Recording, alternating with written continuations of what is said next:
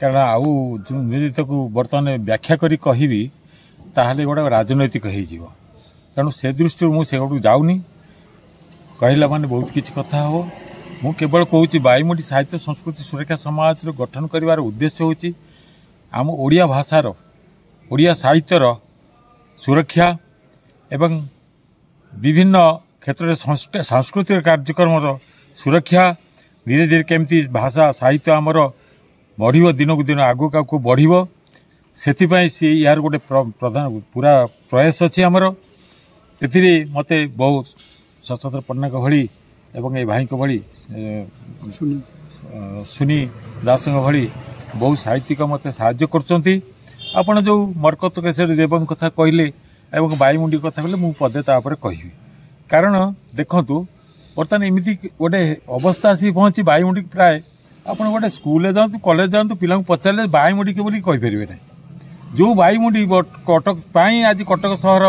गोटे सांस्कृतिक प्राणकेन्द्र और राजनैतिक प्राणकेन्द्र परिचित देचे सारा ओडिशा ओडिशा बाहर स्वाधीनता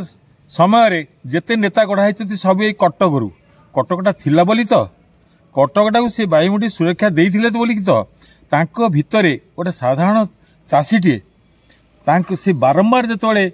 ये कटक सहर से नथिला राजा राजुड़ा समय से समय जो अवस्था थिला से अवस्था कटक सहर बचाइवाई बारंबार से चेष्टा कर लोक मैंने भी साहाय्य कर शेष में देखिले जे बर्तमान मरकत केशरी देव से आमर बारवाटी राजधानी कर पहुँचले जहाँ आम शुणीचु जे किछि सारा जीवन संचित अर्थ को लेकिन पहुँचले एवं कहले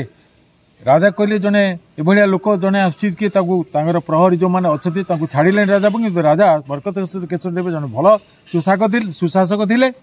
सी पाक आसवाई अनुमति देले एवं सी आसिक सी समस्त धनटी को जोटा थली भितर आनी राजा को अर्पण कर कहले राजा हे प्रभु महाराज आमे आमर कटक सहर को मोर सारा जीवन अर्जित यही धन को आपन को दौचे आपण खर्च करी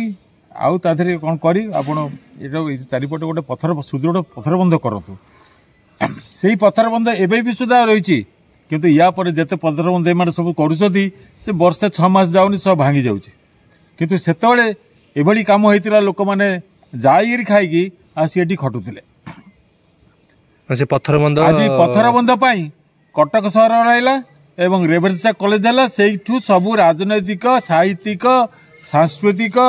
एवं वैज्ञानिक माने सृष्टि हेले से कथा ये कटक सहर लोक एवं राज्यर लोक एवं जो माने नेता मंत्री माने सब बुड़ी जाइछथि आपण देखिबे केते 12 बाईमुंडी स्टाच्यू नहीं किंतु बाईमुंडी स्टाच्यू नाही मु जाइथिली आपनकर सेति कोन रहियो प्रोसेस मु जाइथिली जेतबेले से चली गलानी बीजेपी रो जे काउंसिल ये थिले चेयरमैन थिले तांको ना होची मु भूली जाइता ना सी पाक जाइथिली कहले दिनोद बाबू जे आमर प्रयास चली आम म्यूनिसिपालिटी रे तरफ गोटे बाईमुंडीकर प्रतिमूर्ति तैयारी करें कहले फोटो कौटू आणबू मैंने आगे फोटो जी अच्छी आपंकर जे महाभारत लिखिं शारदा दास तांकर कौन फोटो थिला अच्युतानंद दास फोटो थिला उपेन्द्र नाथ ना उपेन्द्र भंजकर कौन फोटो थिला फोटो किमिति हला तांकर सृष्टि को लेकिन चिंता करा जाई फोटो तैयारी होइछि फोटो भी हम पाखे अच्छे आमे आमर देचु लोगरे आमे फोटो देचु एपर्यंत हेई पाला नाही एपर्यंत हेई पाला नाही ता छड़ा मु आज्ञा मु प्रयास कथा देखंतु कटक सर जो माने अछंती माने शांति कमिटी तांका पाकु गली सी कहली तमें आगे बाहर तापर आमे आपन पछर अच्छे आम देखिए आपंकर एति वक्तव्य जना पड़े संपूर्ण भाव कटक सहरवासी बाईमुंडी की भूली कटक सहरवासी नुहे टोटाली राज्यवासी भूली जाती कटक सहरवासी यहाँ हवा उचित आगे बाईमुंडीकर जहाँ को कहूँ ना गोटे भल प्रस्ताव क्या प्रस्ताव समर्थन कर दो बाईमुंडी कटक बंची निश्चित बाईमुंडी को कटक बंची ये ना बाईमुंडी साहित्य संस्था हाँ बाईमुंडी मन पकेब एवं आमे बहुत माने जड़े जड़े चाहते आम देदेबू मूर्ति जन खातर के हम ना जनतार आम कटक सहरवासी टंका टंका देवा मूर्ति हो फंक्शन भी भल रही किंतु आमर से मन प्राण रहा दरकार जाइए समाज ऑफिस की रथ को कही कहले बहुत बढ़िया कथा पैसार आवश्यक तुमको खोजा पड़ोनी पैसा बड़े आसी पहुँच आप लगी जाऊँ लगी जाऊ मु गोटे लोक जे मोर परिवार अच्छी नहीं से आपण एकुटिया लगे कहीं कटक सहर दलीय नेता कर्मकर्ता जगार एमतिका लोक अच्छा से मत बहुत प्रेरणा देते दिनबंधु आप लगी जाऊँ आम तुम पचर अच्छु भाईमुंडी प्रतिमूर्ति करवा किंतु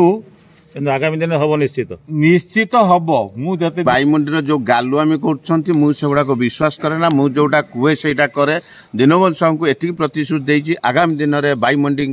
निश्चित प्रतिमूर्ति ये स्थापन हम आगामी वार्षिक उत्सव यहाँ कार्यकारी हम यार निसंदेह कि ना आती कह जो साहित्यिक मैंने आसछंती लोक कहते साहित्य लोप पाइला आपण मैंने मैंने देखिथे 20टा जिलूर आज साहित्यिक मैंने आसछंती सबू 60-70 वर्ष उपरे से भाषा साहित्य संस्कृति केते भल पाउछंती भल पाउछंती बोली आज 20टा जिलूर एठी लोक आसछंती भाषा साहित्य केबे लोप पाइना आमे लोप पाई जानती कविता केबे लोप पाइना आमे लोप पाई जानती। आशा करूछु वीडियोटी आपको भल लगिथिबो एभली अपडेट खबर जानिबा पई दिनलिपि लाइव सहित जोड़ी रहंतु आम चैनल को लाइक शेयर सब्सक्राइब करंतु एवं बेल आइकन को क्लिक करंतु। धन्यवाद।